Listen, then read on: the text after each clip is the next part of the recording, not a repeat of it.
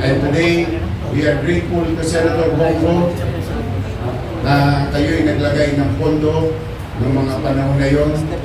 And maraming salamat kay dating Pangulong Rodrigo Roa Duterte. We give credit where it's due for supporting this program of PGH. In our own little way, dito, manawa na kayo rito. You can use it as long as you want.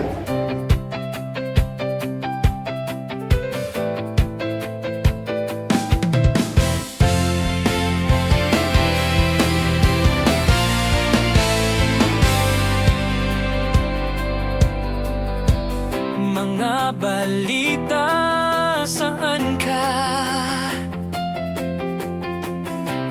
Kahit saan usap tayo, hindi lang chika, kilos para sa bayan, tapat at totoo para sa Pilipino. Sabay nating sabihin, katotohanan ay laging bida. Ate Melvio, unang hakbang tungo sa pagbabago. Kasama ka sa vlog ko. Unang hakbang tungo sa pagbabago.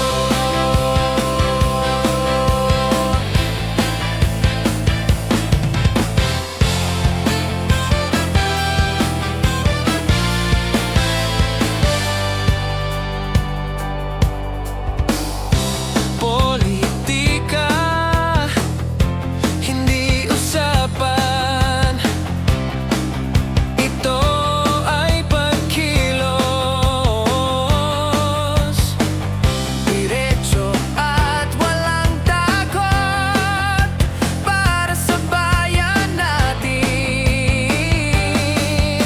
Tapat at totoo para sa Pilipino. Sabay nating sabihin, katotohanan ay laging bida. Ate Melvie, unang hakbang tungo sa pagbabago. Kasama ka sa vlog ko. Unang hakbang tungo sa pagbabago. Kumilos na, huwag maghintay. Pagbabago, simulan ngayon. Para sa bayan, para sa masa. Ate Melvie, ang gabay mo. Ate Melvie, unang hakbang tungo sa pagbabago. Kasama ka sa vlog ko. Unang hakbang tungo sa pagbabago.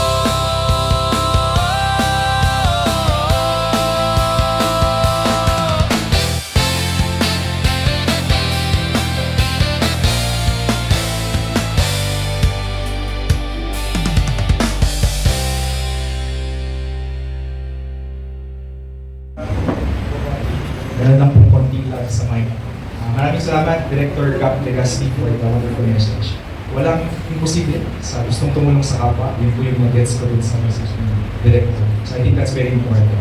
So, ngayon naman po ating pakinggan ang mensahe mula sa kasalukuyang alkalde ng lungsod ng Maynila, ang ating logo, na patuloy na sumusuporta sa mga programang pangkalusugan para proyekto ng PGH mula sa mga Manilay. Honorable Isko Mendoza.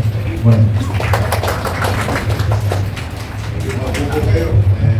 Magandang umaga po at welcome back to Manila, Senator Bongo.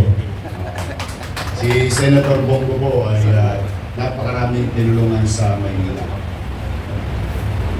Name it, kahit lamay. Simula sa lamay hanggang sa mga malalaking pangangailangan ng aming mga kababayan ay for one is always support. So that's why thank you very much. In fact, yung Malasakit Center, nag-umpisa sa Kilometer Zero. Dito yan sa Maynila. Yung Malasakit Center is now all over the country. And malaking bagay po yung ginawa ninyo noon Senator. And we are on behalf of the people of Manila, thank you very much sa inyo. Thank you. Sa ating partner, napakasipag, Doc Gab. Ito po yung isang pinag-kwento niya hanggang madaling araw kasi si Gab, kahit gabi pwedeng i-text o kahit early morning pwedeng tawagan. We always wanted to partners with the national government, especially nowadays in the case of City of Manila with our fiscal challenges. At I'm happy to our fellow Manileños. Ito yung totoong konsepto. Kapag iisang antena o frequency ng National Executive Body, National Legislative Body, and the local government, if they are in sync or in synchrony towards delivery of public service, ito po tayo ngayon. Ito yung resulta. Magkakasama-sama tayo. Mag-aalay tayo ng programa, I think, magiging kapaki-pakinabang sa ating mga mamamayan. Manod pa sa may mga sakit. And this is our own legal way of showing support to our partner, UPPGH, and to others. Basta ang importante, ang isang common is taong bayan. And showing also our commitment to continue to deliver on what I believe personally. Where should the government invest? And beyond. Literally and beyond. Minimum basic needs. Healthcare, education, housing, and jobs. That's where your city government is going. That's where your city government is going to spend every single cent. Pagpapataas na antas ng pamumuhay ng tao. Quality of life. If we have roof, those who doesn't have, or mga may hirap nating kababayan, maayos, patiwasay na bahay, as you have heard about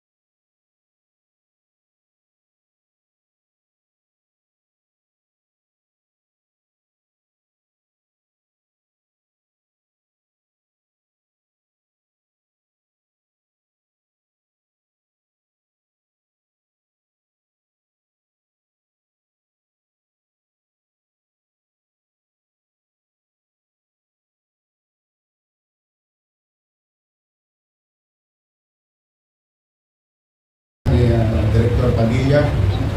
But rest assured, we are really, despite of cash strapped kami, despite of all the problems, kapag hindi naman maubos ang problema. Kaya lang, mas marami yung pangarap namin kaysa sa problema. Kaya we are always focused. We don't want to be disturbed by noise.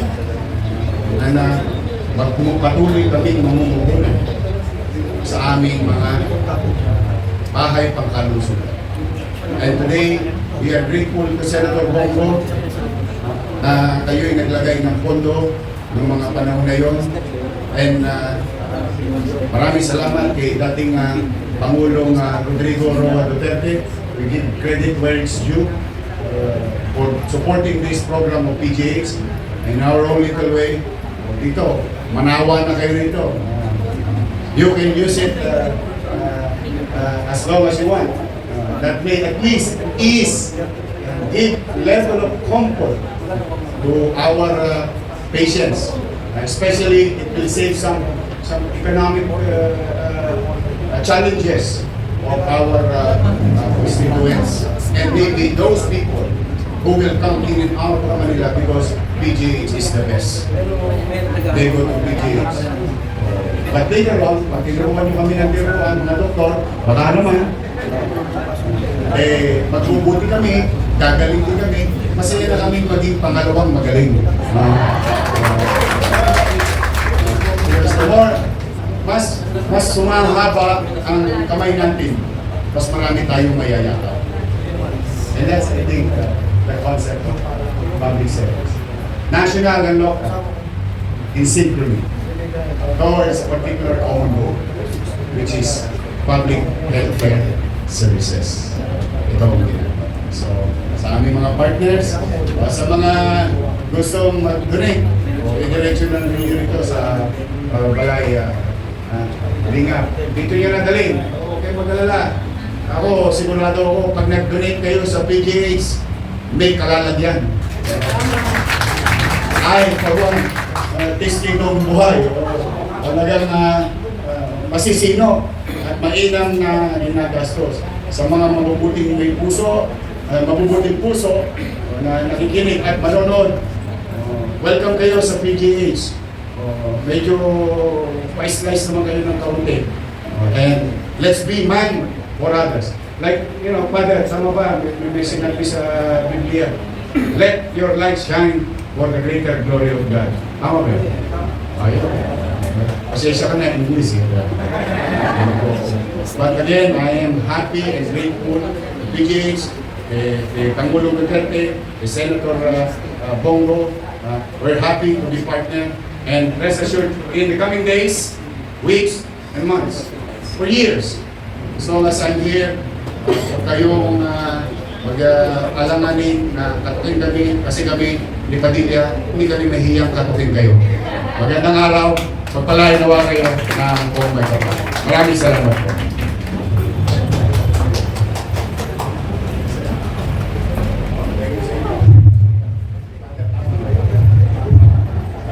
Maraming salamat, Mayor Isko, sa inyong mensahe at paunang bati na rin sa iyong kaarawan this Friday. Happy birthday po sa ating munting Mayor Isko. Okay, so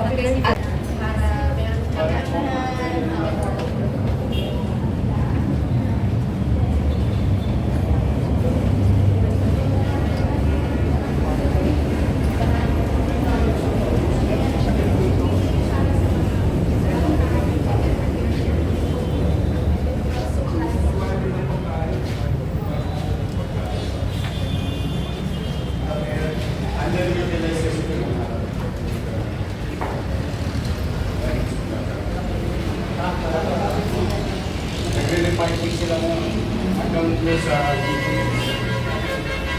siguro ang laki ng bagay na naman. Kasi from the last time, mabit na pumasok sa PGH. Lagi mag-place siya ng pagkain. Yung muli, pumasok sa ayun na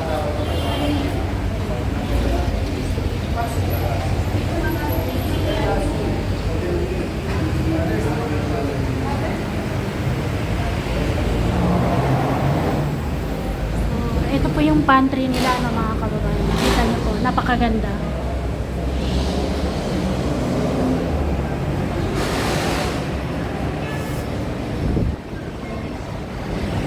Ito naman po sa labas. Ito yung LRT 1.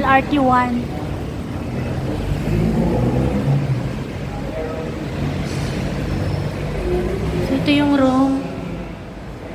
At bawat room meron silang sariling comfort room. Ayan po. Maganda.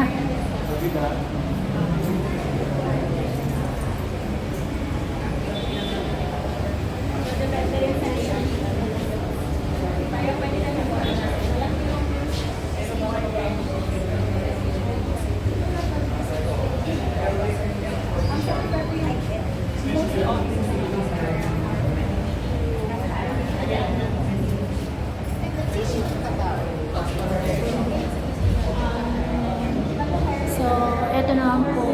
Kita niyo po, air condition po siya. Split type. Comfort room. Tulad dun sa pinanggalingan natin sa kabila. May sarili silang comfort room.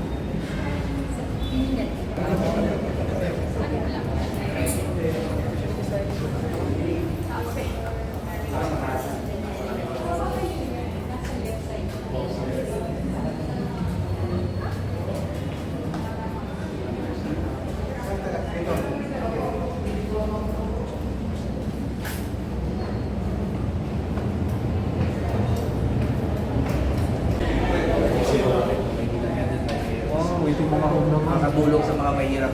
Silang pakiusap ko po sa inyo. Pabayaan yung mga mahirap natin. Yan naman po ginagawa ng ating mayor. Buhay po kayo. Salamat talaga sa pagpapalasakin sa kapwa. Nakakatuwa to. Komportable sila. Labis ba? Saka yung economic impact. Savings yan. Every penny. Save nila because they have a place. Kanina. Balik-balik. Yung iba naman na saan? Hindi lang sa Patakin. Mga 2 states parallel. May mga space. Totoo yan. Totoo yan. Sana ulit. Para ma-decontest pa yung hospital. May planning, may laundry, para pati sa community. With the comfort of the I think may prayer ng quality.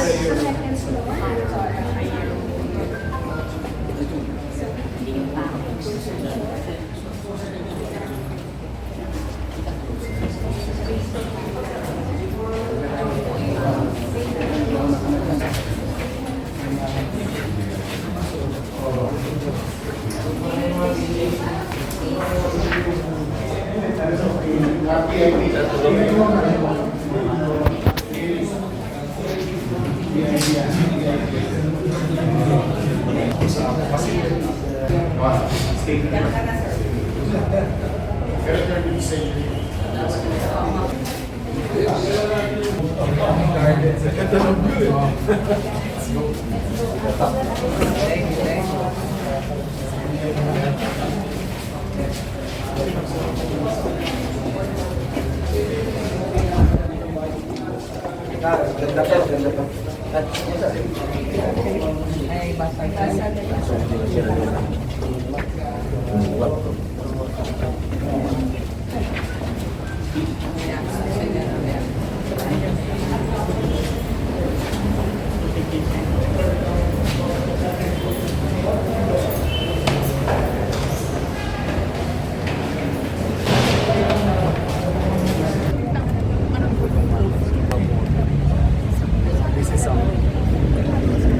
Someday, crossfit yan. Hopefully. Marami na kayong jogging pants. Saka, yun ang tunay na bicycle lane.